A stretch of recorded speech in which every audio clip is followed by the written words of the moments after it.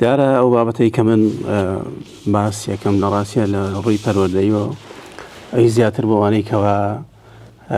بانگخوازن بۆوانی کەوا بانگەشە بۆ ئاینەکەن لەناو کۆمەڵگای کوردیە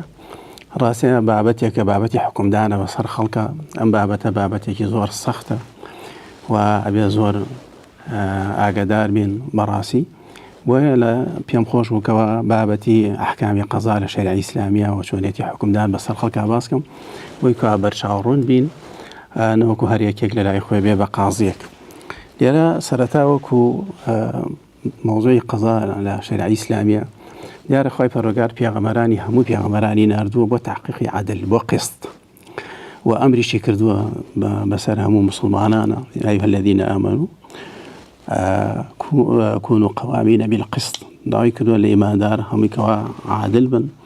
ولا هەمان کاتە فەرزیشی کردووە بەسەرمانەکەوە ئێمە بەڕاستی دائما دادپەروەر بین إن الله يأمر بالعدل والإحسان لێرە عدل لە ئەبێ مع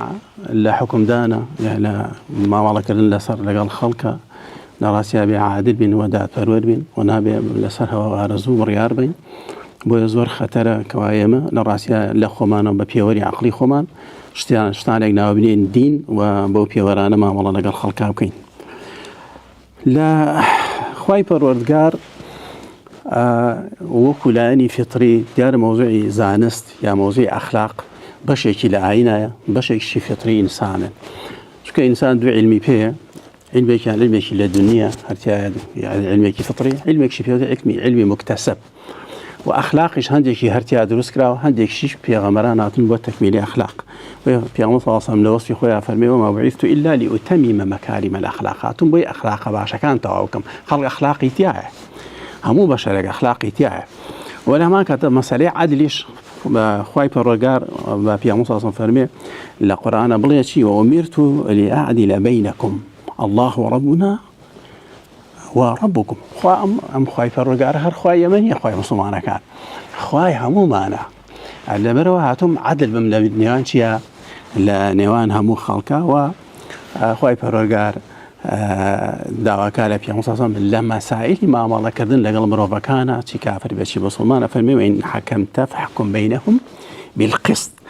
بەداد پەروەرانە محەممەد لەگەڵان یعنی جاری بۆ پێغەمبەر صلی الله علیه و سلم خوای پەروەردگار لۆمەی کردووە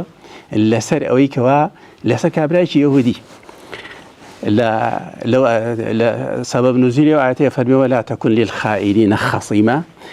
محەممەد مجادلە مەکە بۆ ئەوانەی کە خیانەتکارن لەسەر ئەوانە لۆمەی خوای پەروەردگار ئەمە سبب نزولەکەی چی بووە کابرایەکی یەهودی لە ماڵی خۆیان دانیشە کابرایەکی مسلمان درعێکت زێرە ناو فەردەیە ئاردابێ ئەیبات بۆ ماڵی یەهودیەکە تەسلیمی کابرای یەهودیەکات ئەڵێ با بە ئامانەت لابێ دوایی ئەوەیش کە ماڵەکەی دزراوە چیەکات ئەشی خەبەرەدا بە پێغەمبەر صلی الله علیه و سلم بۆی کە حکم یعنی بۆی کە کابرا بێنن حکمی بەسەرا جێبەجێ بکرێن لە مەدینە کاتە دەوڵەتە من ئەڵێن بەڵگە چییە ئەڵێ وڵات تکەتکی ئاردەکە کەوتووە لە ماڵی کابرای یەهودیە ئێرا پێغەمبەر صلی الله علیه و سلم پێشەوەی کە لێ کۆڵینەوە بکە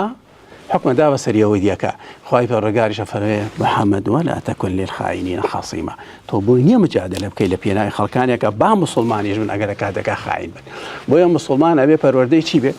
پەروەردەیەکی مسلمانانەی قورئانیانە بێ و شوێنکەوتوویەکی محەممەد بێ لە شوێنێتی ڕێدان بەسەر خەڵکە لێرە ئێمە یەکێ لەو بابەتانی کەوا زۆر گرنگە ئەبێ ئەوە بزانین کە مەسائیلی بوون بە قازی بەسەر خەڵک و حکومدان بەسەر خەڵکە زۆر خەتەرە بۆیە پێغەمبەر صلی الله علیه و سلم فەرمێ القضاة ثلاثة قازیەکان سیانن اثنان في النار وواحد في الجنة دوانیان لە ئاگران قازیەکان یەکێکیان لە چیان یەکێکیان لە چەتە باش کێ ئەوەی کەوا قازیانی کەچنە ئاگر یەکێک لەوانەی کەوا حەق ئەزانێ شارەزای هەیە حکمی پێ ناکە یەکێکیان هەیە نایزانێ بەڵام حکمەکە بە نەزانین حکمەکە یەکێتریان حەق ئەزانێ و حکمی پێگەی شارەزایە لە شەرع بۆیە بە درێژایی مێژووی ئیسلام هیچ کاتێک کەسێک لە ناو بازاڕە ناتوە حکم با بەسەر خەڵکە ئیلا بێ قازی شەرعی کردبێتی پێغەمبەر صلی الله علیه و سلم لە وجودی خۆیان سەحابەش قازی نەبوون لە دوای پێغەمبەر صلی الله علیه و سلم کە خەلیفەی هاتووە ئیشوکاری سیاسی وڵاتی کردووە قازی شەرعی هەبوو قازی حکمی دا بەسەر خەڵکە نەوەکو ئێستا هەر کەسێک هەڵەسی حکومەدا بەسەر خەڵکە یا من لەبەرەوە یاڵاوەڵم کاکە من خەریکی شەریعەم لەبەرەوە هەر کەسێک تاوانێکی بێنی با من حکم بم بەسەریە نا ئیشی قەزا کارێکی زۆر سەختە بۆیە پێغەمبەر صلی الله علیه وسلم فەرمێ قازیەکان دوانیان لە ئاگران یەکێکیان دەبێت کەوا لە باش لێرە کۆمەڵە حەدیثی تر هەن لەسەر مەسەلەی قەزا ئەبێ ئێمە ئەوە بزانین کە فەرمودەیەکی پێغەمبەر ئێستا کراوەتە یاسا هەتا لە نێودەوڵەتیشە فەرمێ دائما ئەگەر دوو کەس کێشەیان هەبوو البينة على من ادعى واليمين على من أنكر أو كسيكوا بريارة دالة صار خلق أو كواش كاتي كردوبون ونم مدعيك أم مدعية أبيتي البينة على من على المدعي يعني أو كوا مدعية بيتي بيني بيبي بلام أي تريشان كا أجر لكاتك بيني بينبو أو تاني بسوينة شيبكا براتي خويبكا بلام ليرا علماء شرط يندانا لقضاء إسلامية توشون حكم بي بسر خلقه أما دزة أما تاوانبارة أما خرابكارة شون تون أتواني حكم بي بسر خلقه يكم أبي شي بي بين شرطي سركيان داناوا يكم الله أبي مدعى عليه مدعي لجلسكا آماده بي وين كمدعي ومدعى به أبي أو بلغانه بيني كوا أو كوا مدعى عليه كشكاتي ليكرا بلغا بيني بس الماديني شي بس الماديني أو كوا كردويتي ناكرت ولا خوته وهل يكلم بيانا فيديه منه بكابره ما وصف فلان كاس طلاقي خواردو والله لا طلاقك ابوش يا واي وتو يكسر بي شيبكي حكمي طلاق بي بسر كابرا نابي كابرا والله مالي خلقي خواردو والله كابرا فلانه تشتكر والله كابرا فلانه كاري خرابي كده تو بي يروح حكم بي بسر الا شريعه اسلاميه بشي بي ابي مدعي ومدعى عليه ومدعى به آماده به لقل سببك دوايا لقل صيغي شونيتي طرح كردن بو قاضيه كأم كسا لراسيا تاوانبارة وأما أسباب كان والهمان كاتا شونيتي طرح كردي أسباب كانش نوكو كوا بشتكي عشوائي جال برا براني عزيز مسلمان بان خوازان ما مسايان قضاء شريعة إسلامية براردان لسر مسيري خلق كارش يرون آسانية هلا خوته ببيع ويكوا قاضي نبي بي بقاضي قاضيش بي نظام شارزا بي لشرع الإسلام ولا كاكا ما كافرة ولا كاكا ما تاوان بارا ولا كاكا إيشي توني إيشي قضايا شرعي لشوين هيك شابون منك من الملاتا أجر يا ما قضايا شرعي ما نبو أبيش إمام موسى نبي بان خواز بيه أبي علمي شرعي خيند بيه علمي شرعي خيند بيه لأحكام قضايا خيند بيه من يكسر أحكام قضاء خيندوها يسش كأن بن بموضوع طلاق داني آفرتك كل السطح حفتاي طلاق لبريطانيا شاء عقام ليتي وراسي هم اللي عشان الأرزية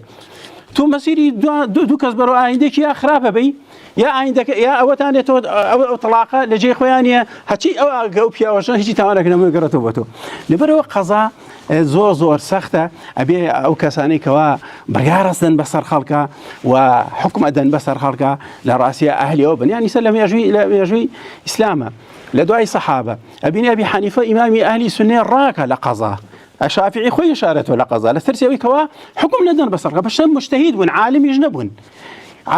مجتهد بون يعني شانها عالم لجردسي أوانة لببوه إذا ما شلون بين لراسي حكم بين بسر خلق أبابي ويكوا أحكام قضاء شهرزابي بويا لراسي بيسكا البينة على من ادعى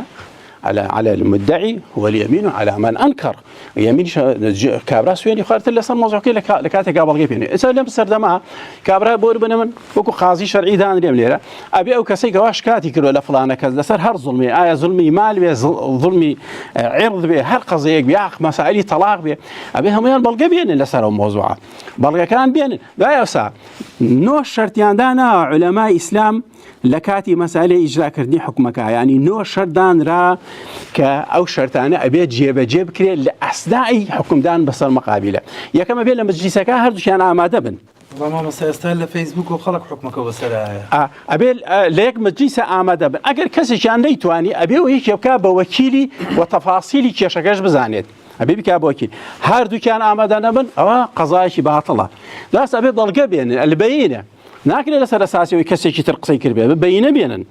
بەینێ بریتێ لە بەڵگەکان بریتێ لە چی بۆ ئەم سەردەم بۆ نمونە ڤیدیۆیە وەرەقەی ڕسمیە کۆمەڵە قەزەی خاتە بەردەمی قازی نەگەوەی کە وەڵا فلانە کەس و فلان بەرادەر یا فلانە کەس ئاوای وت و ئاوا ئەکرێ ئەمە لە ڕاستیان نامێ بە هیچ شێوەیەک دوامێ ئەبێ ئەوەی قەوش کاتەشی لەسەر ئەو مۆزوعەکە شتێکی عاقلانە بێ يعني عقل وعرف قبولك معقولية يسبب لك هكا والله منش شكات لا ام باريس برا زمان كم لبرد ولا منا بارنا دا بهجارة كان ولا أخي لتونيها هو بيوتي شيء هو بيوتي شكاتك شيء شكاتك وا بيشواني عقله ومستحيل وشتا يعني والله فلان كس من بينيما حرامي فروشتو تبي حكم بي بسريع ايش يتونيا اگر برامبر بتو هر قضيه كي كرد توشيش كاتي خودك خود خدي قضايا شخصي نقول بي بشي بتوبشي حكم بي بسر خكابن انا بازاره ليرا ابي اقامان لو قضايا ابي خالك يتر ابي خالكان هرشان هرماون بلام دويدين ولا حزقهم خاله باسكه خالك لو خالانا ابي اشتكان هر هميان واضح بن متناقض نبل تو او شتو بردوله او اندي او اندا او اندي او نا او ني بايم مبلغي ديار به اشتكى معلوم به قيمتك معلوم به